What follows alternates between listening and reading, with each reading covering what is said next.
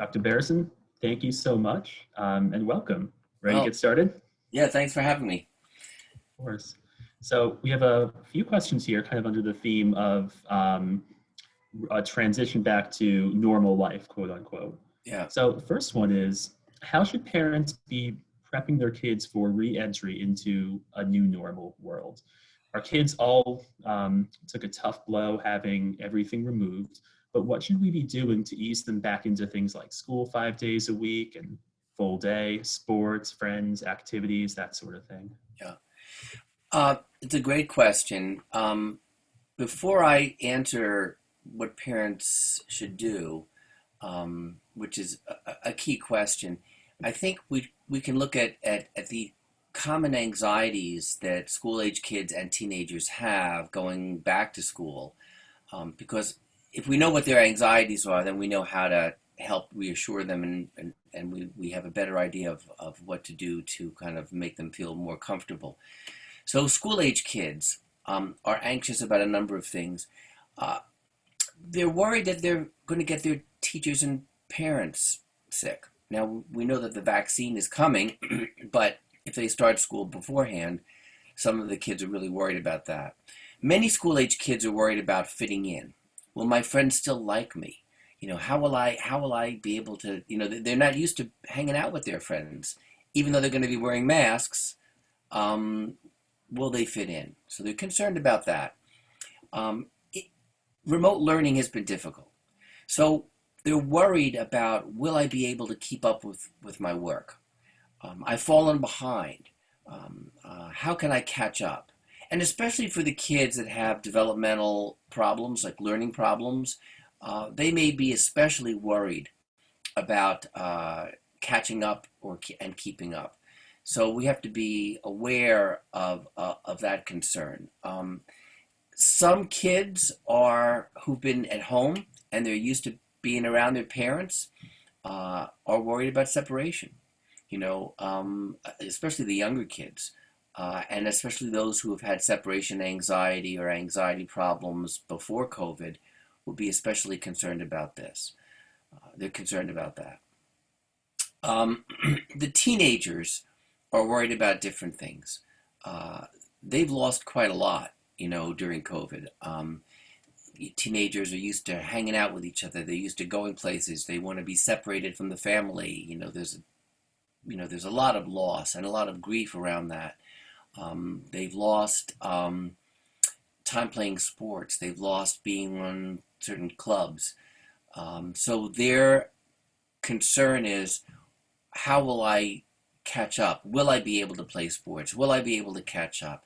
The SATs and the ACTs have been canceled for this year. How will I get into college? How are they going to judge me? How are they going to compare me to other kids? And for those that aren't planning on going to college, will I be able to get a job? Will I be able to get an internship? How do I present myself? The world is different, and teenagers are thinking more in a nuanced way about the future and about the various subtleties of, getting into college.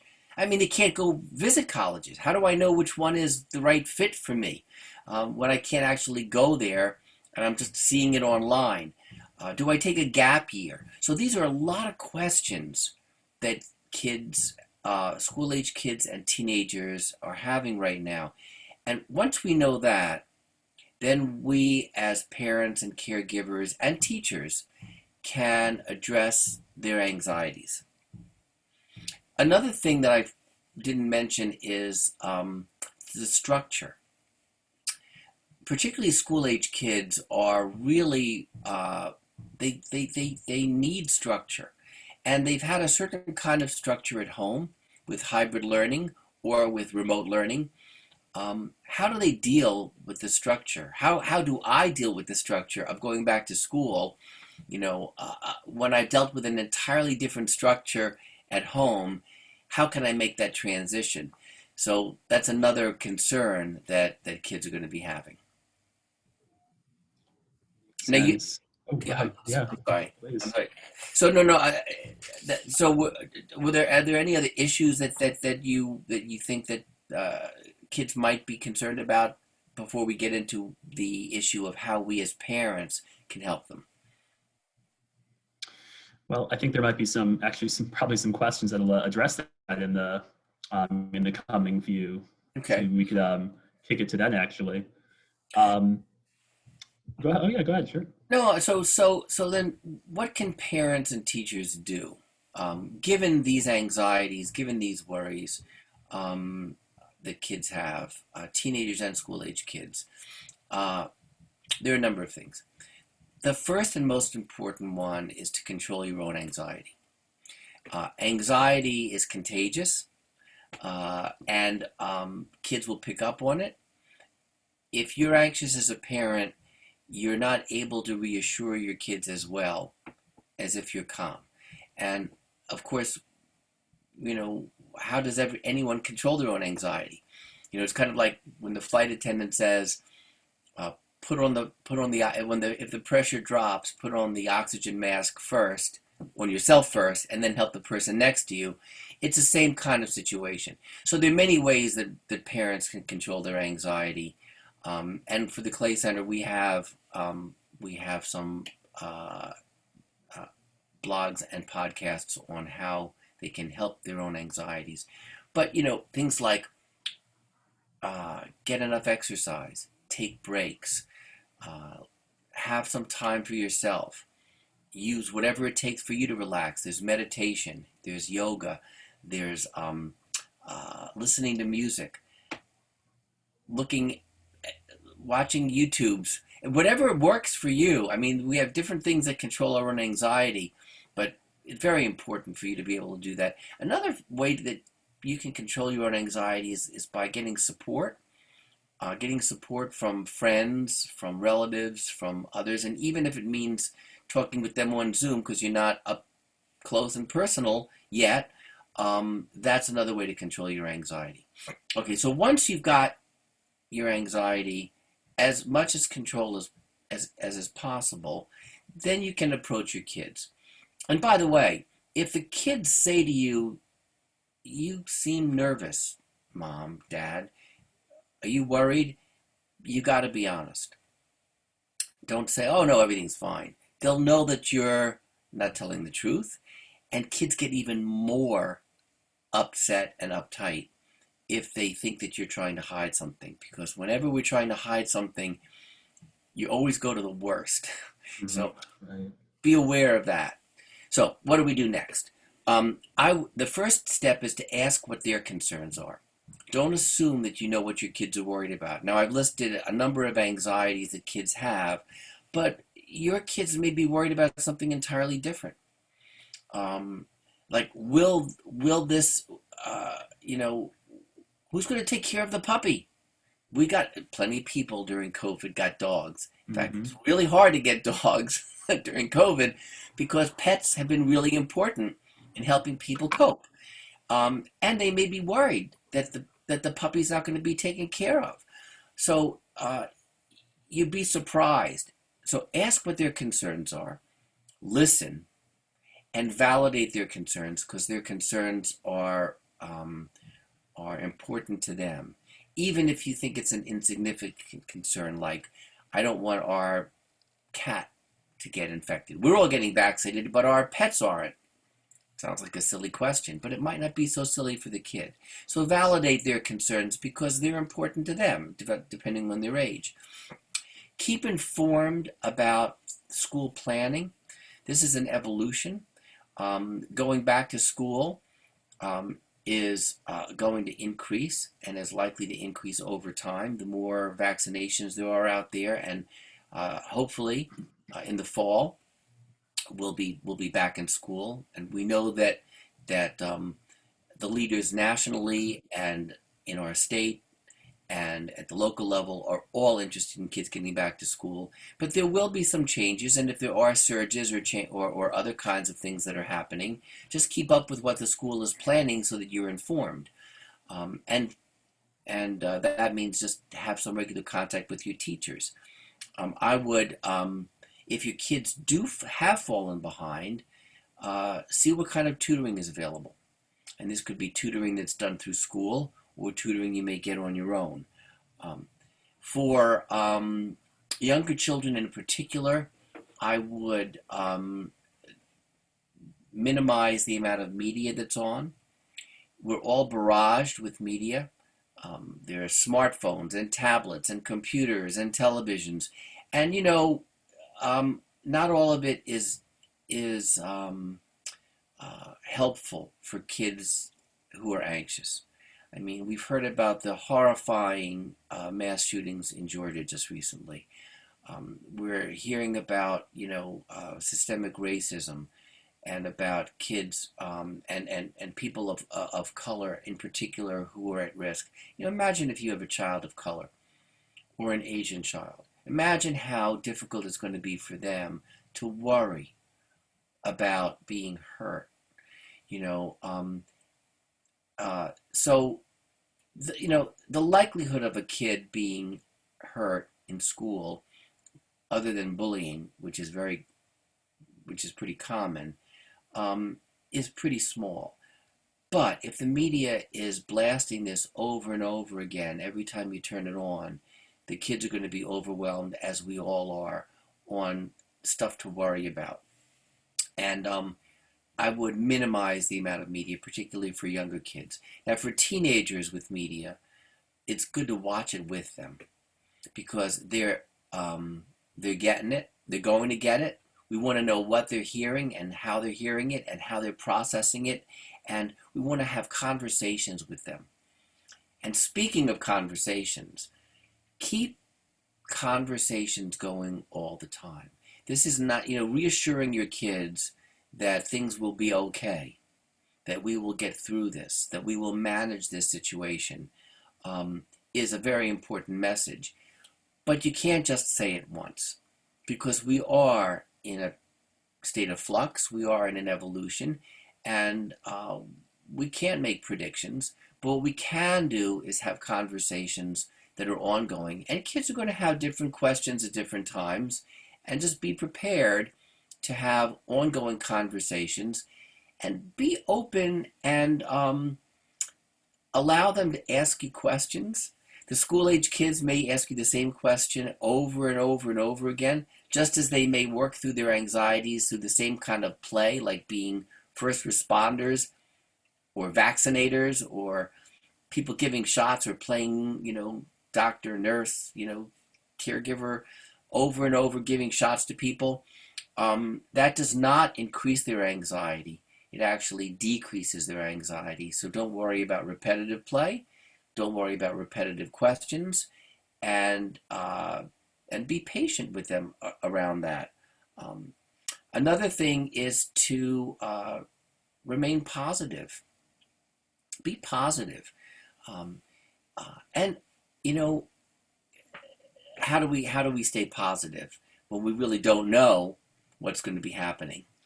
Well, things are looking brighter, so it's easier to be positive now. But reassurance can be done effectively through narratives.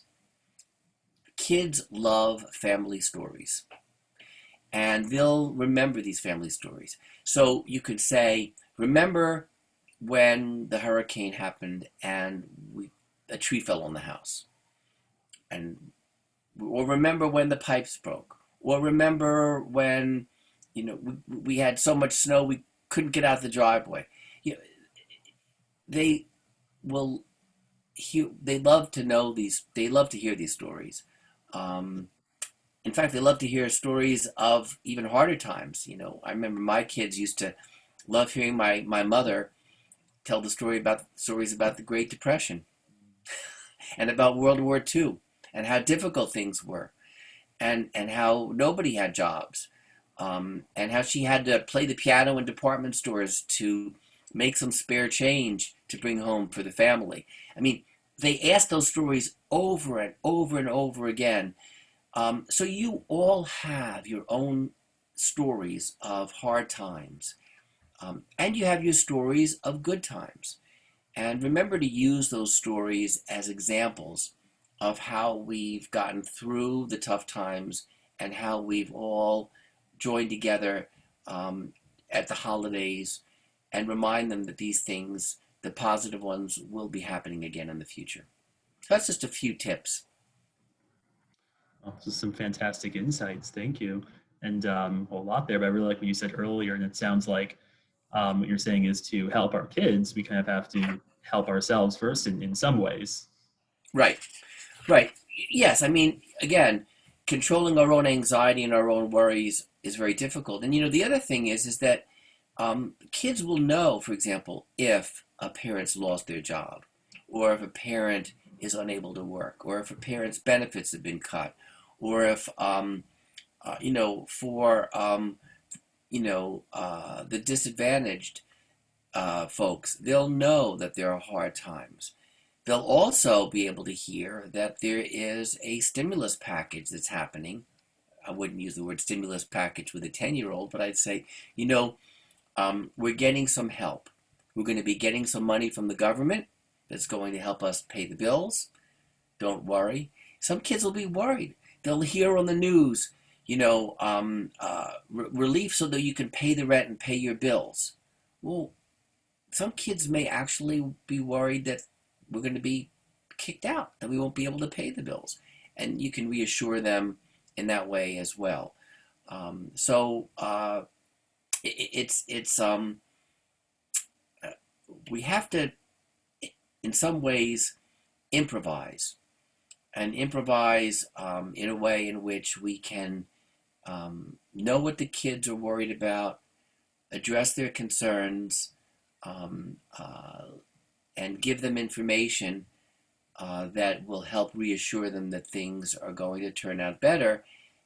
And we also may, it's just fine to say, and I'm really grateful that we're getting help, that we're addressing these things, and that the leaders in our town, in our state, in our country are aware of these problems and are here to help us make things better. Okay, so here's another question. Is there anything we can be doing to help prepare our 10-year-old daughter for returning to school once the restrictions have been lifted? She's been the center of attention with mom and dad for almost a year, and I'm thinking there will be challenges going back to school where there are different rules, expectations, and behaviors that she might have to readjust to. Well, some of the things I've already said are applicable. I mean, Hmm. she's had some anxiety, she's had some problems with separation, that she's worried about these things. Um, what the good news about that example is that the parent, parents are the best experts on our children. This parent knew what the child was probably going to be worried about. So saying to this little girl, um, I'm going to talk to your teacher. I'm going to talk to the school nurse and your guidance counselor. We're going to make sure that all of your worries are going to be taken care of one way or another. If you have trouble coming back to school, maybe we'll ease into it. Maybe we can have a special educational plan that you can that we can use for a while to help you readjust. Let's just see how things go. I think having the parent and the teacher and the guidance counselor and the school nurse in a situation like this all know that the child is anxious. Then when she gets to school, they can say, hey, I talked with your mom or dad, and I know that you're worried about how you're going to fit in, about whether you're going to be okay, about things being different.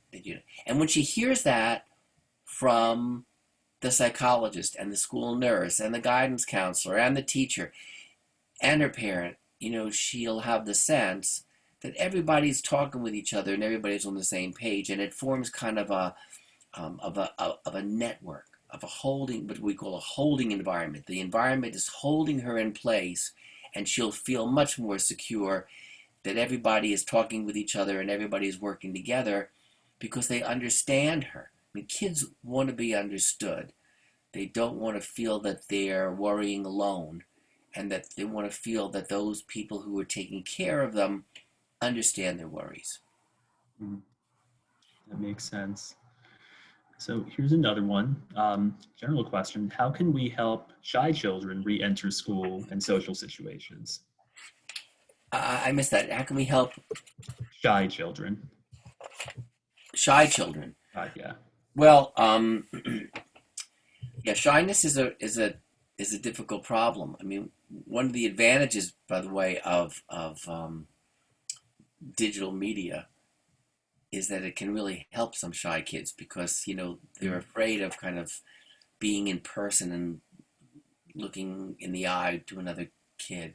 Um, Shy kids, first of all, it depends on the age of the kid. If a shy kid's been in school, they've dealt with their shyness in school before, and if they've had special ways of helping them manage it, either by their school counselor, their guidance counselor, their teacher. If they're extremely shy, they have a few friends. We can make accommodations. So if a shy kid um, has one or two friends in the classroom, the desks can be moved around so that they're sitting next to each other. You know, they can uh, have a lunch break with their shy kid friends. If the school's hybrid model puts kids in pods together, they can put the shy kid in a pod with other kids that they're comfortable with. So there are ways of helping shy kids, um, just as we would during normal times. We can help them in similar ways during the COVID pandemic. So another question here, and I think some of these things you have certainly hit on before, though there is a really good point at the end here that I think will be very relevant for many, and probably already has been for the past year. So the whole question is, how do we help children cope with the continued uncertainty about the world, especially when we can't tell them that what they can expect and when? On a related note, how do we navigate the fact that different families have different rules about activities? So, for example, why can so and so's family take a vacation or have play dates and we can't? That's a great question. Well, let me do it. The uncertainty factor. Many of the things that I've mentioned about uncertainty, um, uh, some of the things that I've said really apply, and that is that we're all uncertain. Be honest about it. Reassure them that we've been through hard times, using the narratives, using family stories, using periods of uncertainty that the kids have gone through in the past and the family's gone through in the past as examples. Um, be honest about your own uncertainty, and reassure them that we have ways of managing.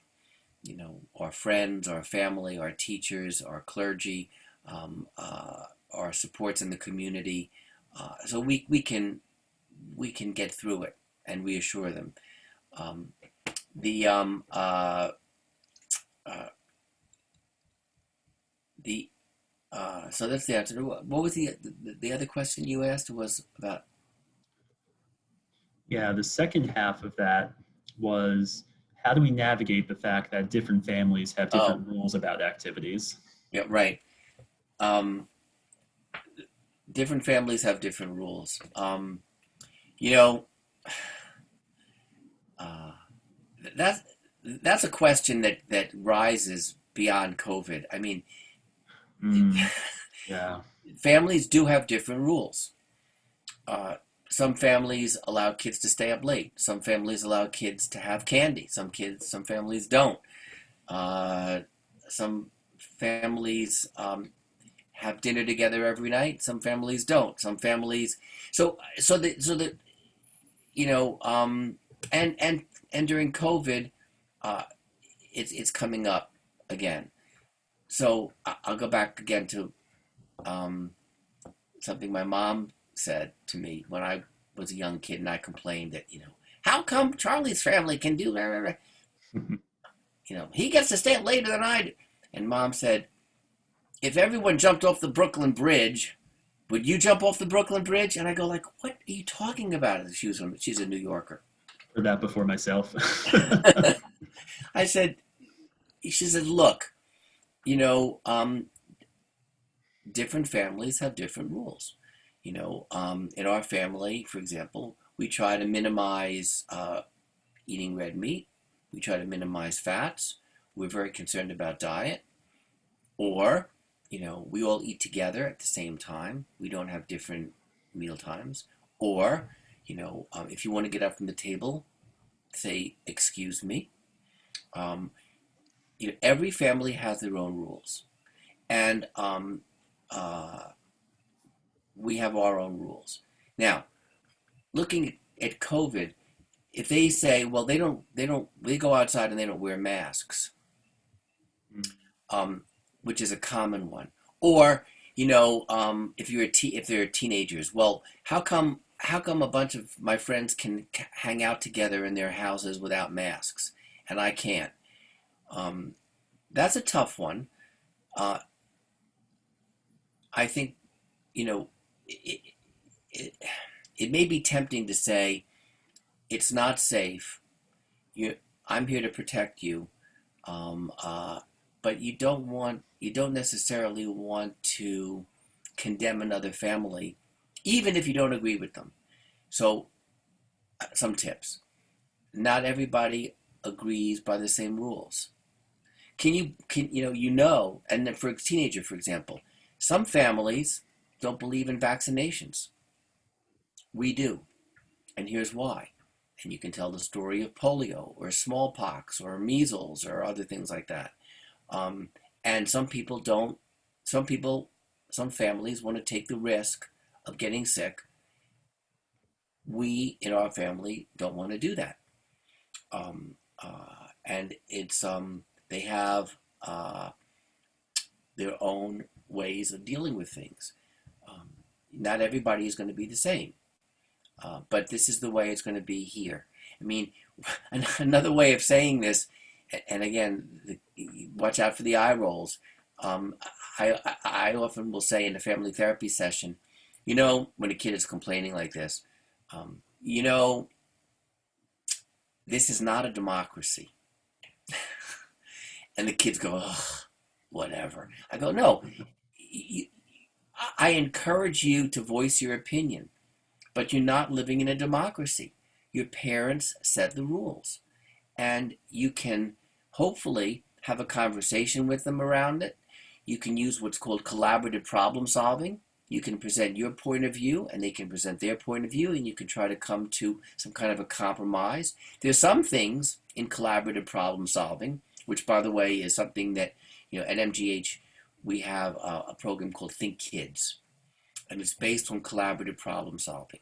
And what Stuart Ablon, the director of the program, says, you have three baskets. There's basket A, basket B, and basket C. Basket A, it's non-negotiable. You are not going to run into the street without looking both ways. Period. No discussion. And basket C is it's not worth fighting about. If you want vanilla or chocolate ice cream for dessert, we're not going to argue about it. Um, but then most things that require negotiation are in basket B. And that is that you want to have everybody give their input.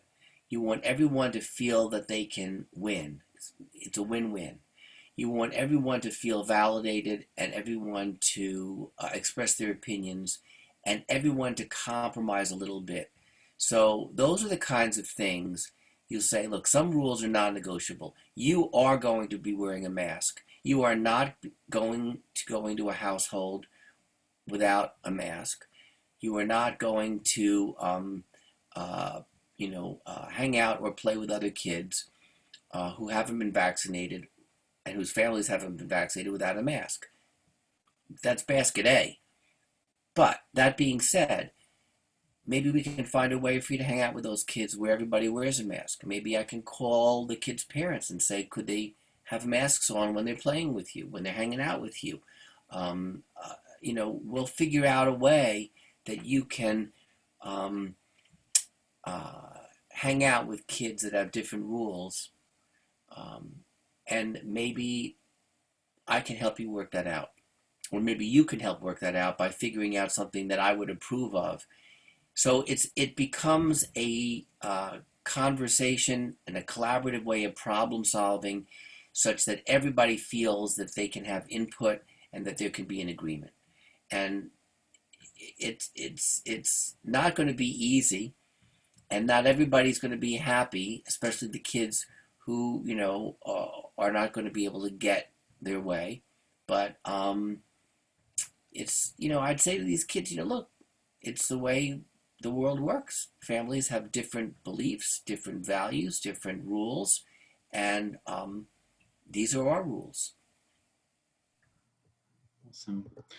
So a little bit of a vignette next. So my 10-year-old has been at home since late March. She has been completely remote for fifth grade since the fall, except for a few outdoor play dates, socially distant dance lessons, and Zoom calls with family and friends. She's been pretty isolated as an only child. She's always been extremely social, but I think she's adapted pretty well. We check in with her daily to see how she's feeling, but I worry that my husband and I don't know the right type of questions to ask her about her well being. She seems happy, upbeat, and eternally optimistic, but is there anything we should be looking for in terms of her possibly being depressed due to this social isolation? We don't want her to be hiding her feelings from us. It's a great question. you know, um, Younger kids who are depressed can be, they can have trouble with sleep, they can have trouble with attention, they can have trouble with their energy, concentration, appetite. They may sleep uh, too much or too little. They may have some physical complaints like headaches or stomach aches, or chest pain. They may be angry or irritable or oppositional. Um, so depressed kids, these are school age kids, can look that way. If you notice anything that seems different, um, uh, then that's, some those are things to look for. And with teenagers, they can there will be, if they're depressed, they're more likely to be irritable than tearful and melancholic the way adults are. But they may be sleeping too much, overeating. When adults get depressed, they tend not to be able to sleep and they lose their appetite. When adolescents get depressed, they tend to basically sleep too much and eat too much. They go for the carbs. Um, but they will also have some issues with concentration, attention, energy. And, don't be afraid to ask your younger children and your adolescents how they're feeling. Don't be afraid to ask them if they're having trouble with concentration, energy, motivation, um, guilt, negative feelings about themselves, worries and anxieties. And always, if you're concerned about depression, don't be afraid to ask about suicidal thinking. Um, uh, there's this myth that if you ask about suicide, you're going to kind of put the bug in kids' minds. Kids actually it turns out that the youth risk behavior study that's done every 2 years, not for kids in grades 9 through 12, about 20,000 children, always asks if you've seriously considered suicide. And interestingly, it's been pretty consistent over the last 25 plus years. And it ranges from 17 to 19%. That's huge. But again, think of yourself. Um, Most of us have thought about suicide. Now, there's a difference between thinking about throwing in the towel as a fleeting thought and an intention to hurt yourself or kill yourself, or a plan to do it. Um, but thoughts about it are not that uncommon. But it's always wise to ask, and in many cases, it's a relief to be able to talk about these kinds of things. So, but if you're not noticing any of these things that I've just mentioned, and you're having conversations with the kids about how they're feeling, and about how things are going, um, it's unlikely that things will be hidden from you. You'll notice a change. And again, remember, you as a parent are the expert in your kids. You'll notice a change. And the other thing to do is get outside input. Ask one of the reasons we want our kids to go back to school is teachers are objective observers of our kids, and they can tell the difference in behavior and feelings and social activity of our kids in a way that we don't notice. Relatives, if the kids are FaceTiming with cousins, with older brothers and sisters, with relatives, ask others if they've noticed a change in the child's behavior and feelings, because we are just one piece of data of observation, and if others have noticed things that we have or haven't noticed, it can help us to decide whether we're worried or not. If you're really worried, um, get a psychological or psychiatric evaluation. Talk to your pediatrician and get a referral, because it never hurts to have a professional in mental health uh, do a consultation. Absolutely. So yeah, it sounds like it's really about just noticing differences, like what their normal is, and then just if anything is changing. Though, as you mentioned, it sounds like for this example, not a whole lot of evidence there, which is great, and it's good to kind of stay on top of it.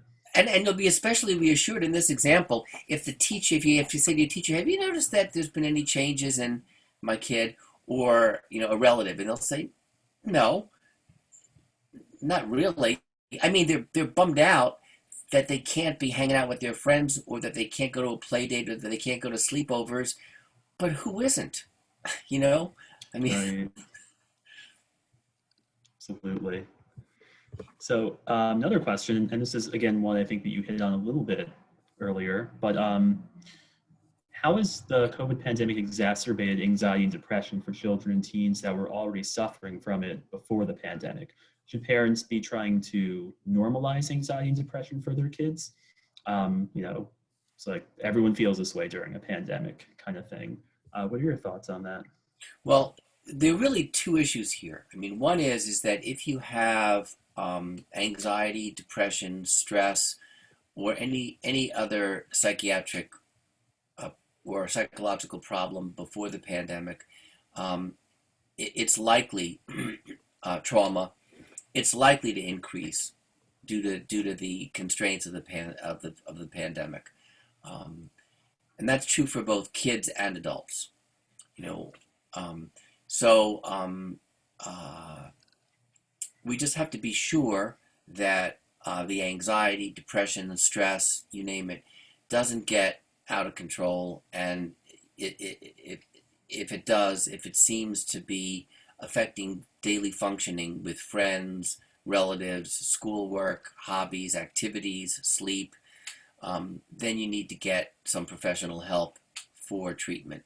But yes, if you've had a condition beforehand, it's likely to get, not likely, it may get worse due to the pandemic, number one. Number two, the level of anxiety, depression, stress, loneliness has increased significantly in everybody, even in kids and adults that have not been depressed, anxious, stressed, lonely prior to the pandemic.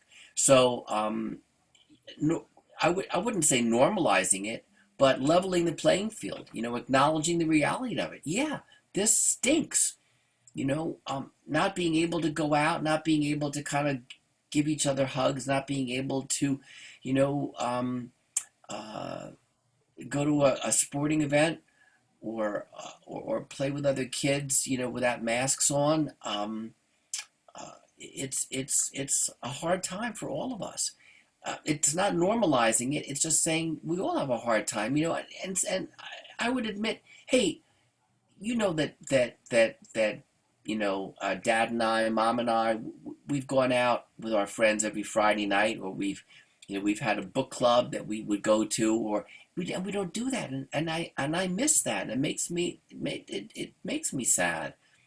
So normalizing it, it's not normalizing it. It's basically validating that this is a hard time for everybody. Makes sense. And good question here. So, how do we help our children with the grief they are experiencing due to loss of non-health related things such as graduations, camp, and sports? Yeah. Seems like some kids don't feel the permission to feel upset about these things when people are sick or dying.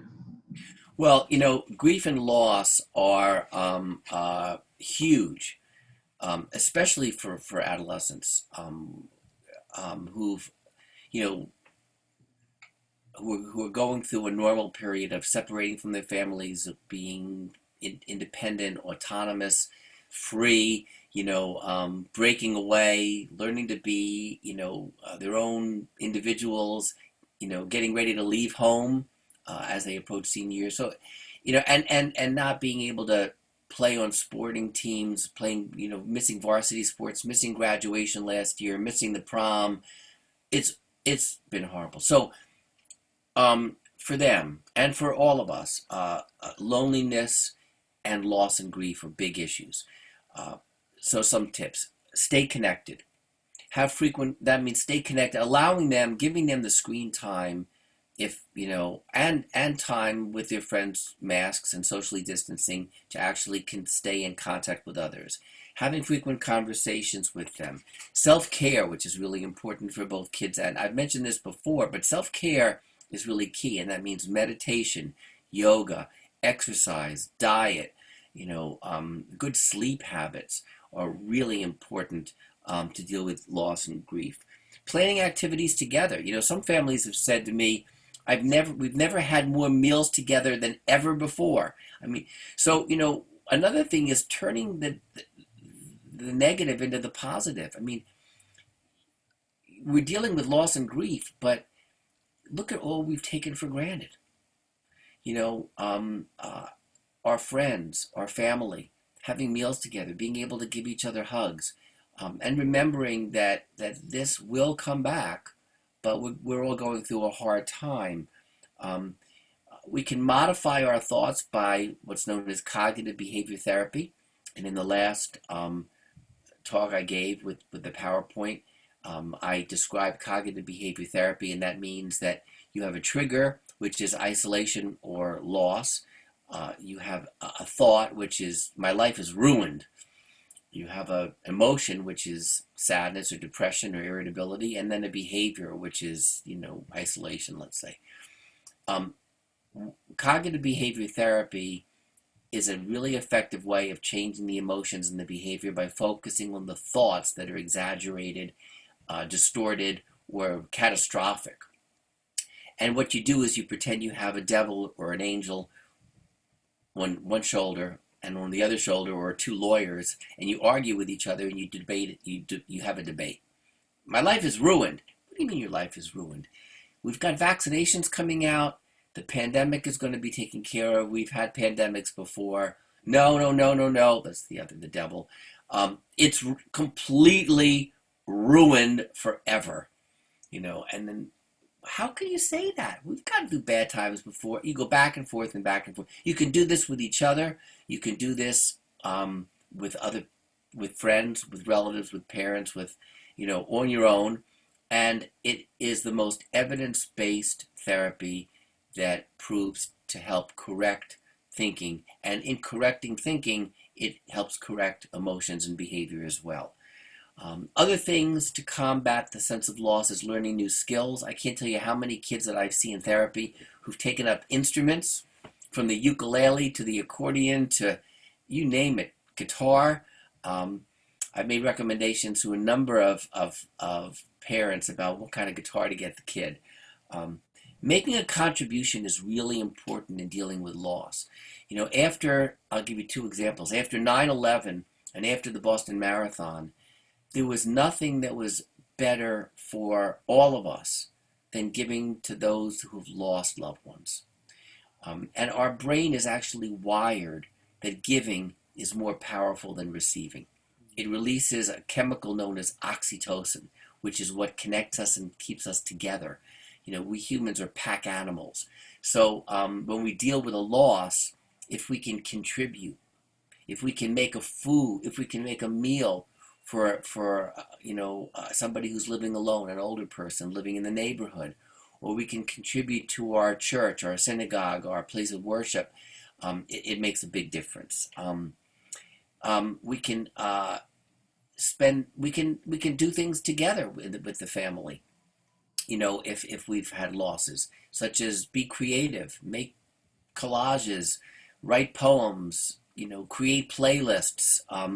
When the quarantine first began, one of the first things one of my kids suggested, and I'm talking about a 30-some-year-old, was to have a family quarantine playlist on Spotify, and everybody contributed a song, and the songs were terrific. And then we would all have to guess who was contributing that song, but it was useful. So there are a number of things that can be done during these times of loss, and those are just a few. But be creative. Think about what you can do in your own home and in community that can help you and others, manage the sense of loss and grief. Some awesome insights there. So this next question I might skip over because I think you covered it very well before. This one was asking about red flags in terms of children and adolescents not doing okay, and if there's different barometers for different age groups. So I think in the previous, maybe 2 questions ago, you hit that exactly. So I'll move on to another bit of a vignette. So I have a single 5-year-old child who has done remote learning this year in kindergarten, but has no friends outside of class. He's only briefly seen cousins aged 11 and 4 twice, and a playmate once last summer. We opted for full remote when COVID started. He has also only visited grandparents outside in the yard several times and has no friends nor attended parties this past year. It's my wife and myself, and we're basically all he sees in person the last year when he's at home, which is almost all the time.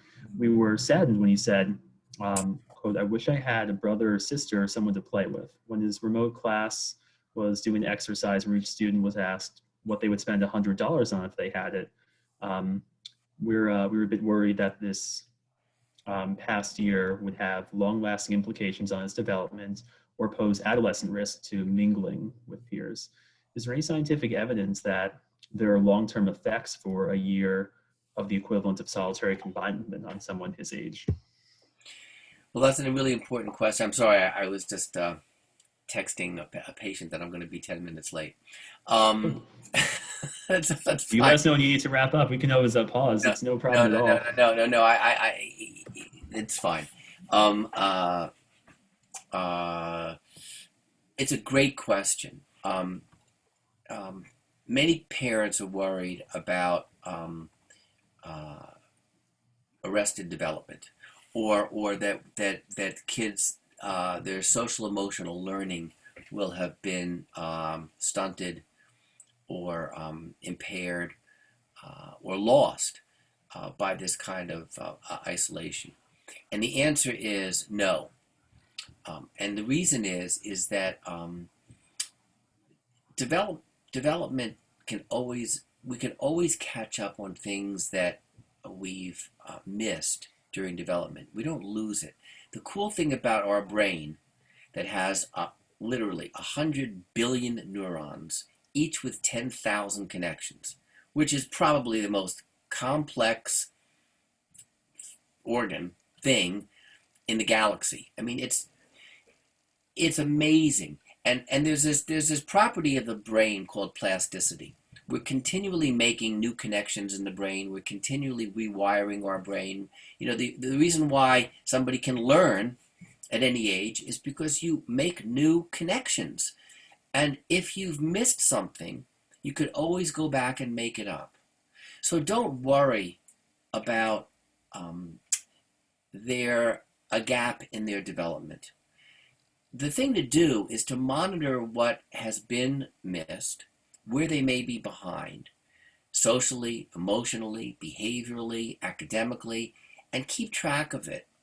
And then form a plan with your teacher, with your tutor, with your partner, with an older sibling, with anybody that's that you have, or with a professional that's suited towards making up gaps in social, emotional, developmental learning, and help them have a remediation plan, a plan to kind of catch up, because it can be caught up if we pay attention to it. So don't worry about this kind of a thing. Again, I'll go back to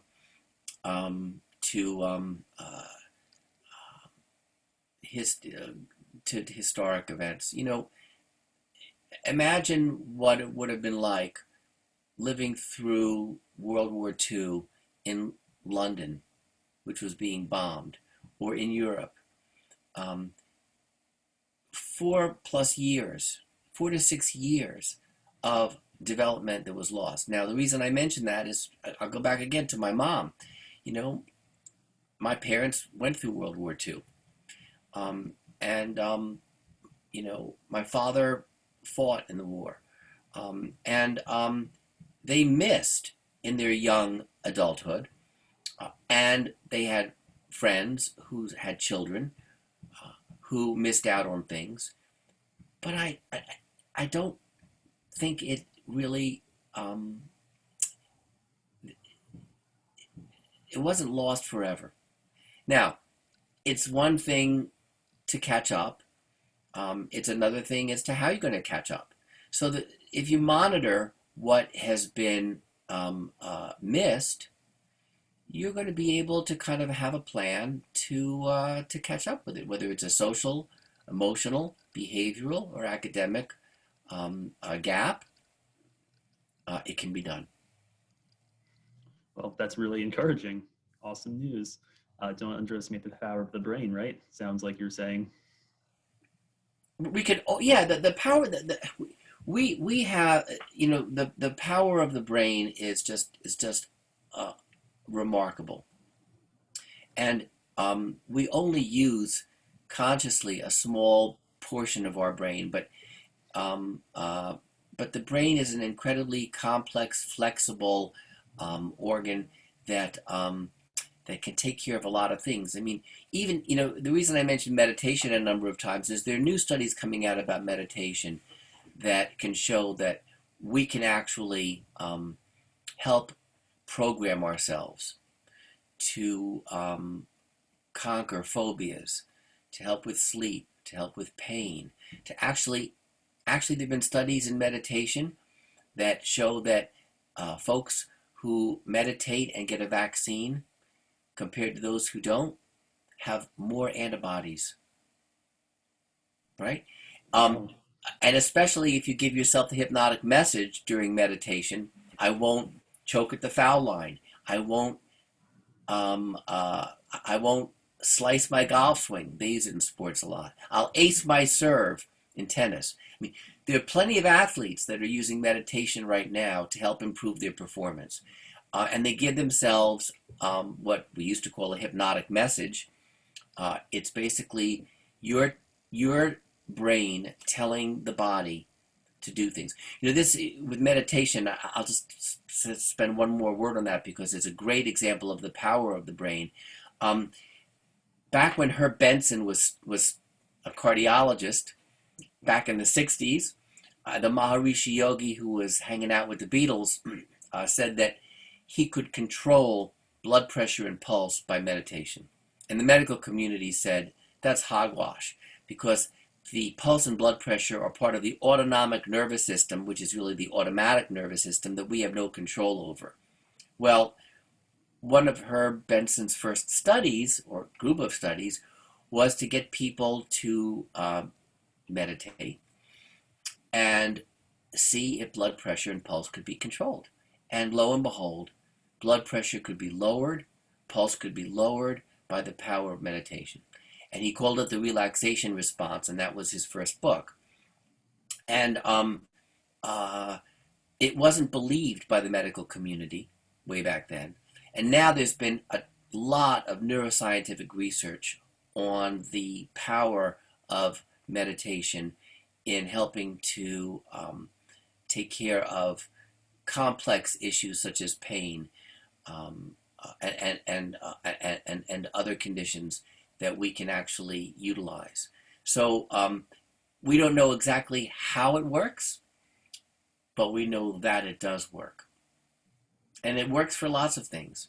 So meditation is only one tool in our toolbox. I think the point I'm getting at in all of these questions is that there are lots and lots of tools that we have in terms of conversations, in terms of reflection, in terms of using narratives, in terms of meditation, in terms of self-care, well-being, that we can use to help stabilize ourselves socially, emotionally, cognitively, and in our relationships, and take care of ourselves and manage a very tough and complicated situation.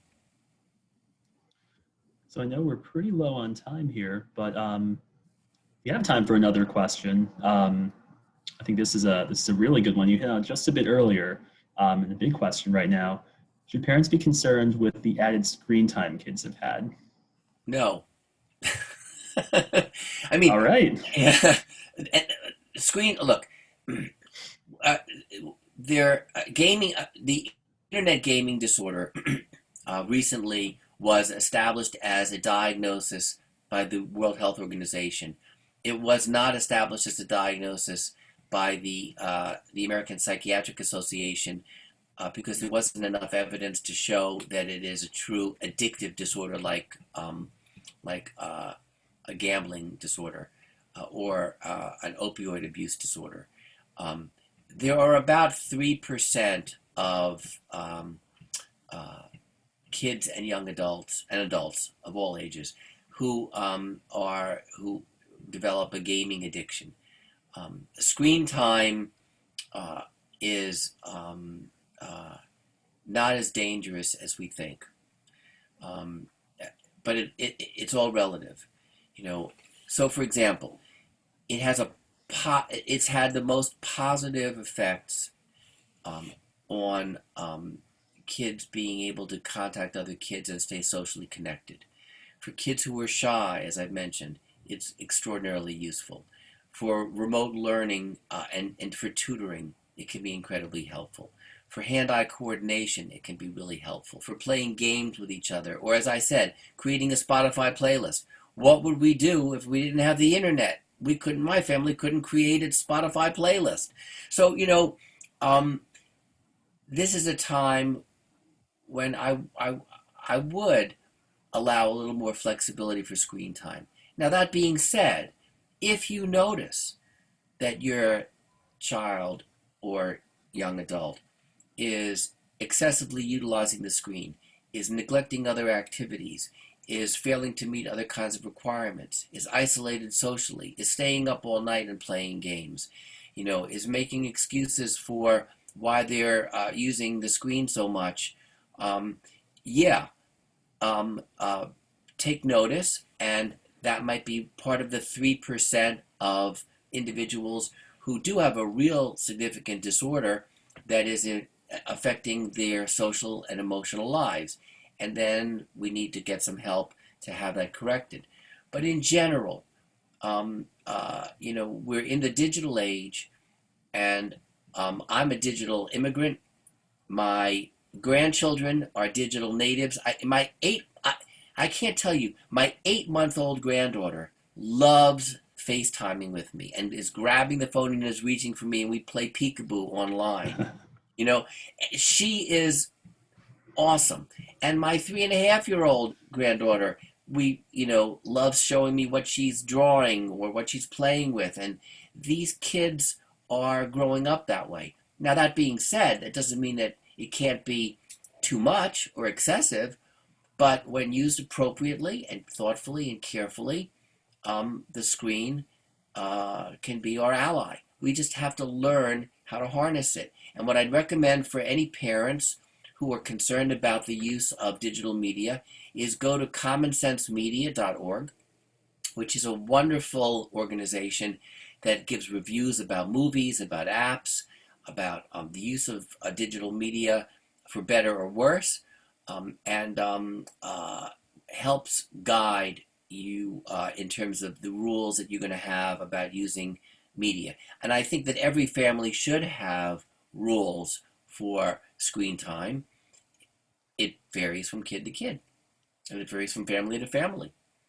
But we all need to become more media literate, and that is know what our kids are doing, ask them what they're doing, sit down and watch what they're doing.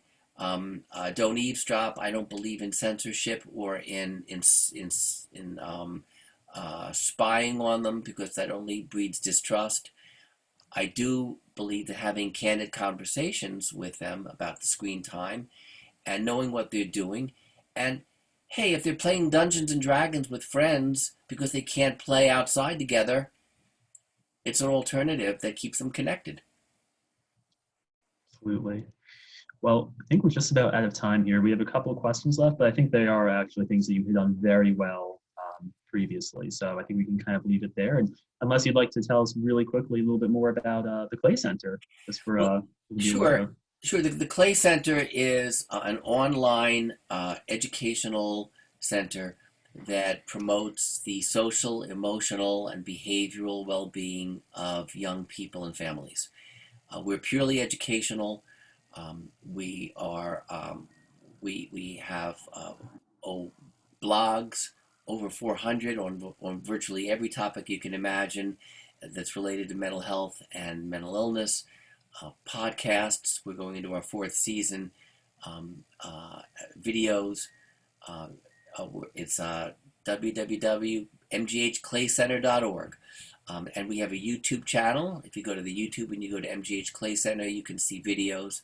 Our podcasts are on iTunes, Stitcher, SoundCloud, TuneIn, Spotify.